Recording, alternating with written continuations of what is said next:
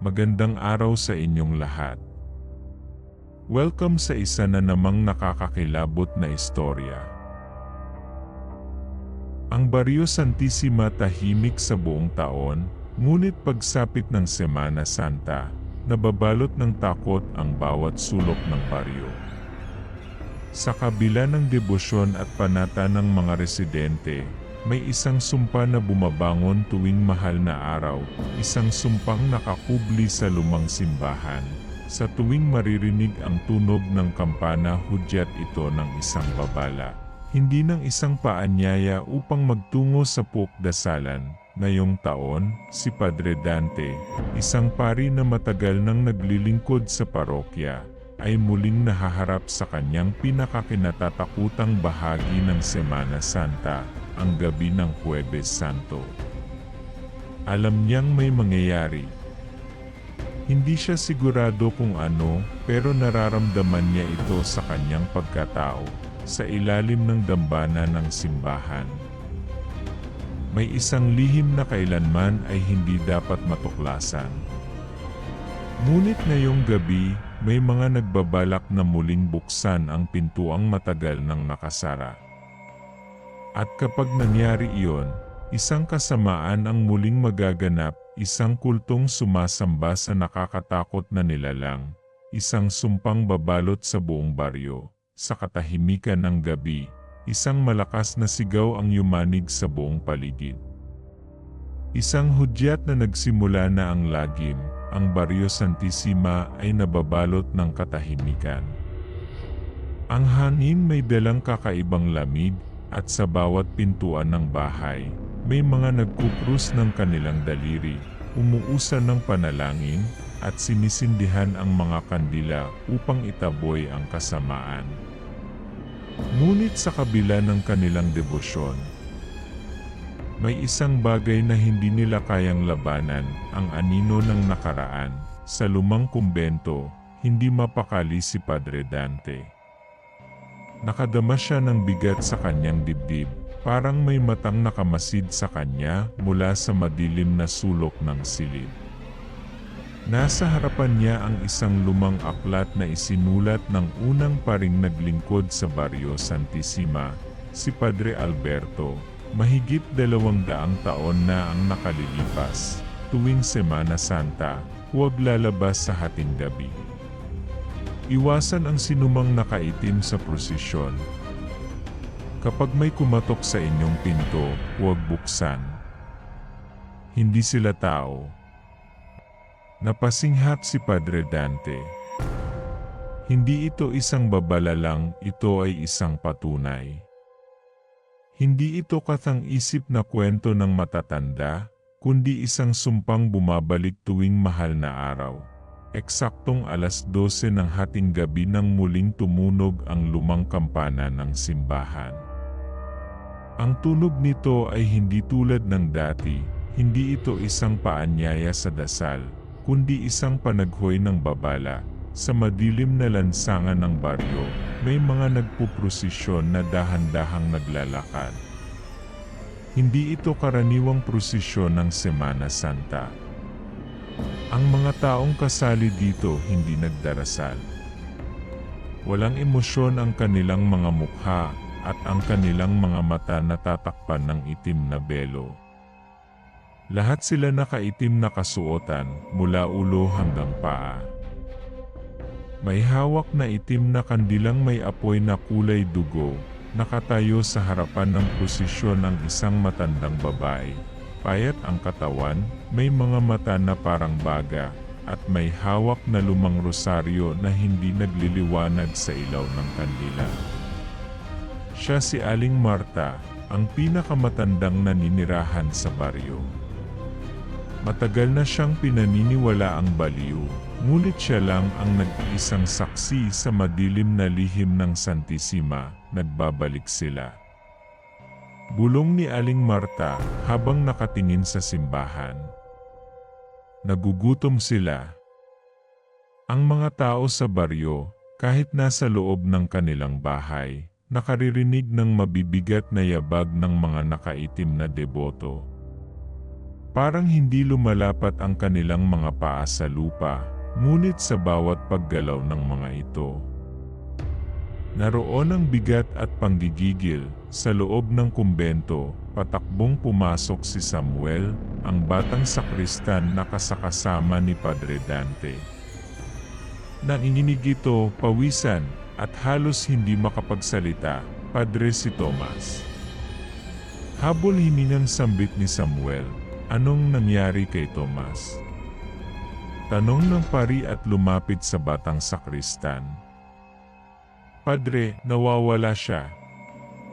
Kanina lang kasama ko siya sa loob ng simbahan. Pinatay ko lang sandali ang mga kandila, tapos paglingon ko, wala na siya. Pero, ang nakapagtataka, may naiwang dugo sa sahig. Napalunok si Padre Dante. Alam niyang hindi ito isang pangkaraniwang pagkawala.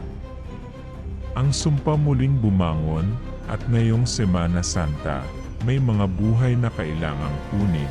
Nagmamadaling lumabas ng kumbento ang pari, bit-bit ang kanyang krus, at ang lumang Biblia na naglalaman ng dasal ng proteksyon.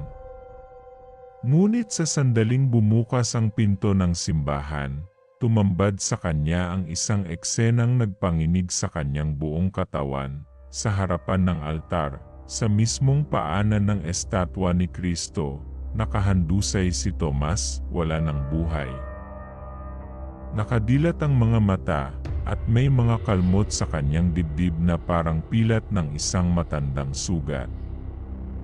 Ngunit hindi ito ang pinakamalalang nakita ni Padre Dante. Sa likod ng bangkay ni Tomas, isang nilalang na hindi niya kayang ipaliwanag. Isang nakakatakot na nilalang, balot ng itim na manta, may balat na parang nabubulok, at mga matang nagliliwanag sa dilim. Ngunit ang pinakanakakatakot dito, nakatingin ito kay Padre Dante at unti-unting ngumiti. Padre, wika ng nilalang, matagal na kitang hinihintay. Isang malakas na sigaw ang umalingaw-ngaw sa loob ng simbahan. Isang sigaw na hindi mo alam kung galing sa biktima o sa demonyo mismo. Sa labas, hindi tumigil ang mga nakaitim na nagpuprosesyon. Hindi sila naglalakad papalayo, papunta sila sa simbahan. At isang beses pa, tumunog ang kampana. Ang sumpa ay nagsimula na. Nagbabaga ang langit sa pulang liwanag ng mga kandila habang ang mga nagpuprosesyon patuloy na lumalapit sa simbahan.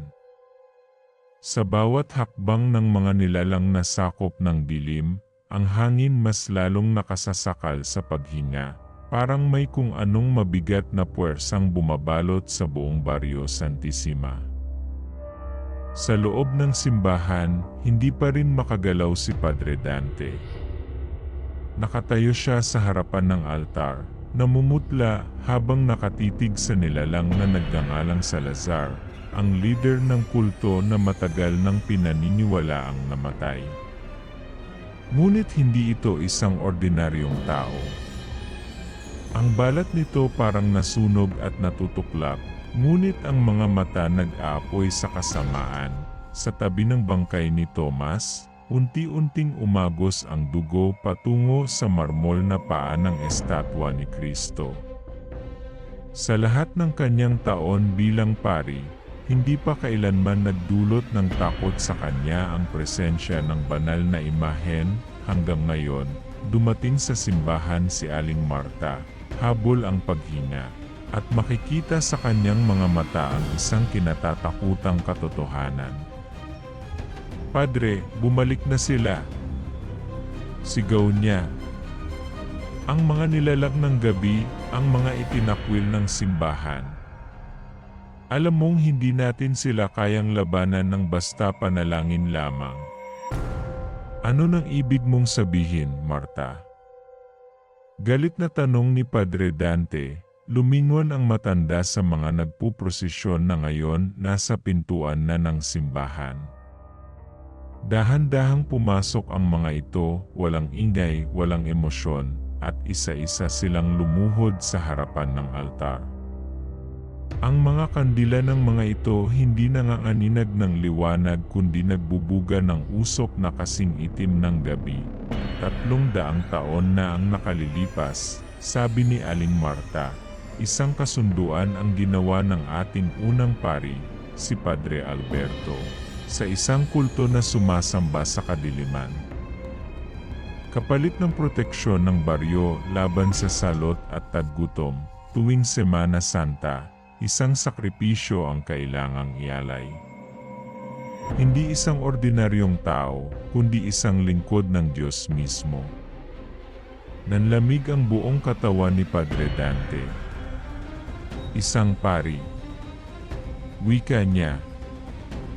Ngumiti si Salazar, inilabas ang kanyang matalim na ngipin.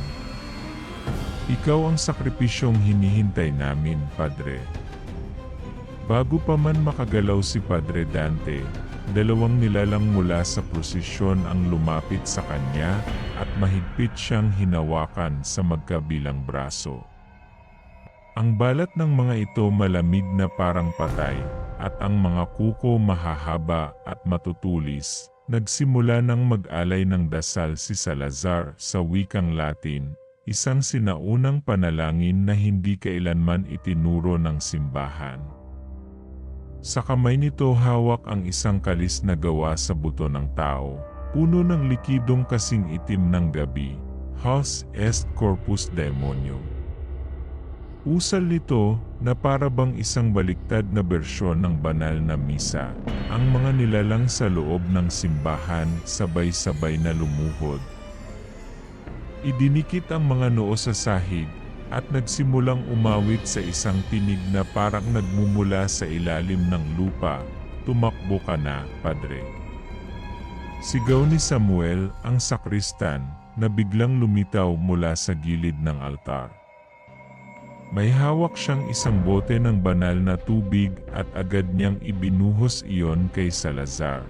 Nagliyab ang balat ng pinuno ng kulto. Isang nakakakilabot na sigaw ang lumabas mula sa bibig nito habang bumubula ang kanyang laman. Parang nasusunog sa sarili nitong kasamaan. Mabilis na nakawala si Padre Dante at hinila si Samuel papunta sa likod ng altar. Tumakbo sila sa isang maliit na pinto patungo sa lihim na lagusan ng kumbento. Sa labas ng simbahan, naririnig nila ang mga nilalang na sumisigaw. Naggangalit at nagkakagulo, pero hindi sila umatras, "Hindi kayo makakatakas, Padre." Sigaw ni Salazar habang unti-unting bumabangon muli, sa loob ng madilim na lagusan. Hinahabol ni Padre Dante ang kanyang paghinga habang binabaybay nila ni Samuel ang makipot na daanan. "Padre, saan po tayo pupunta?" Tanong ni Samuel na takot na takot. "May isang lumang silid sa dulo ng lagusan," sagot ng pari. Naroon ang isang bagay na maaaring tumapos sa sumpang ito. Habang papalapit sila sa dulo ng lagusan, isang mabigat na pinto na yari sa bato ang kanilang nadatnan. Mabilis na hinugot ni Padre Dante ang isang lumang susi mula sa kanyang kwintas at isinilid ito sa butas ng kandado. Sa likod ng pinto, isang altar ang bumungad sa kanila. Ngunit hindi ito isang ordinaryong altar. Sa gitna nito may isang lumang kaban na yari sa ginto. May nakaukit na mga simbolong hindi maintindihan ni Samuel. "Ano po ito, Padre?" Huminga ng malalim si Padre Dante. "Ito ang pinakaitinatagong lihim ng simbahan, Samuel. Isang banal na relikya na may kapangyarihang wasakin ang kasamaan." Mabilis niyang binuksan ang kaban, at sa loob nito isang lumang krus na yari sa pilak, nakabalot sa isang pulang tela na may mga sulat na Hebreo. Ito ang Cruz de Sangre, ang krus na isinawsaw sa dugo ni Kristo noong ipinako siya sa Golgota. Sa labas ng lagusan, isang napakainit na hangin ang sumalimbukay. Dumating na si Salazar, kasama ang mga nilalang mula sa itim na prosesyon. Kunin mo ang krus, Samuel, utos ni Padre Dante. At huwag kang bibitaw. Dahan-dahang lumapit ang mga nilalang, pulang-pula ang mga mata ng mga ito, at ang balat mga ito nagsimulang matunaw dahil sa presensya ng banal na relikya. Ngunit hindi magpapatalo si Salazar. Wala nang makapipigil sa amin, Padre. Panahon na para tapusin ang lumang kasunduan. Mula sa kamay ni T, isang maitim na usok ang lumabas at mabilis na gumapang patungo kay Padre Dante. Napasigaw si Samuel, at sa isang iglap, nagdilim ang lahat. Nag-alimpuyo ang hangin sa loob ng lumang lagusan. Dumadagundong ang mga sigaw ng mga nilalang na bumangon mula sa itim na prosesyon. Si Salazar, ang lider ng kulto, nakangisi habang unti-unting bumabalot sa katawan nito ang itim na usok na parang nagmula sa kailaliman ng impyerno. Si Samuel, hawak-hawak ang Cruz de Sangre, nanginginig sa takot habang lumalapit si Salazar. Mabilis namang tinutok ni Padre Dante ang krus sa nilalang, ngunit sa halip na matakot, isang malalim at nakakatakot na halakhak ang lumabas mula sa bibig nito.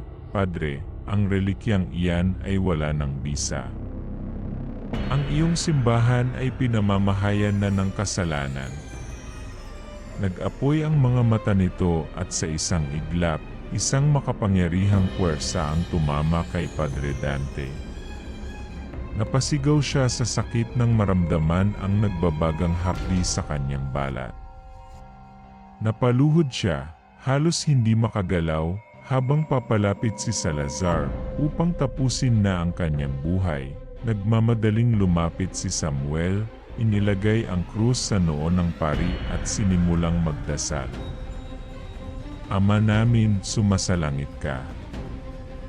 Ngunit bago pa niya matapos ang panalangin, isang matalim na kuko ang tumusok sa kanyang dibdib. Samuel.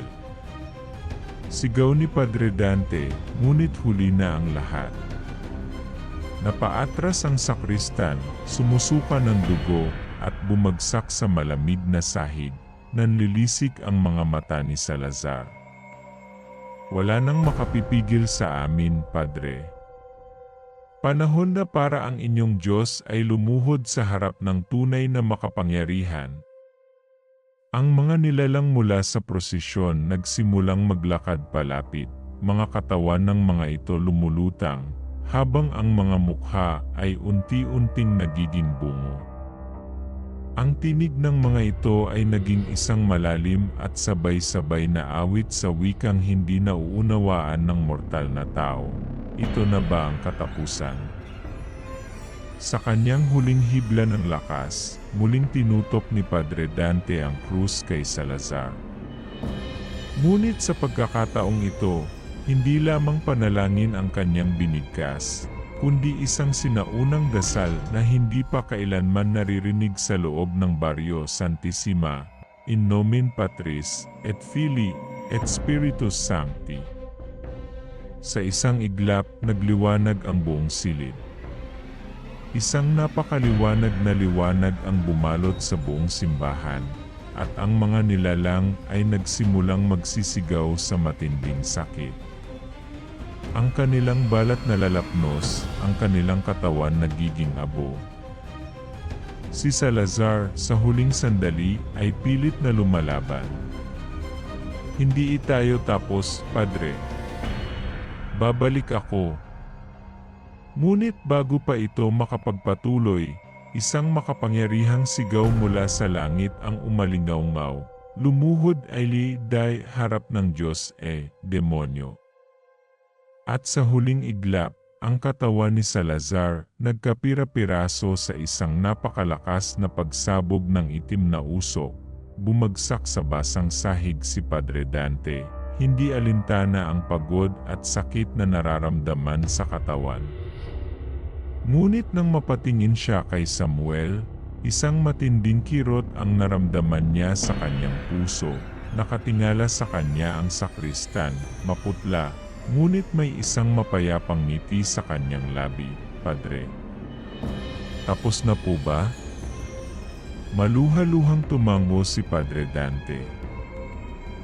"Anak, tapos na." At sa huling sandali, pumikit si Samuel, bumigay ang kanyang katawan, at tuluyang sumama sa liwanag. Kinabukasan, muling sumikat ang araw sa Barrio Santissima.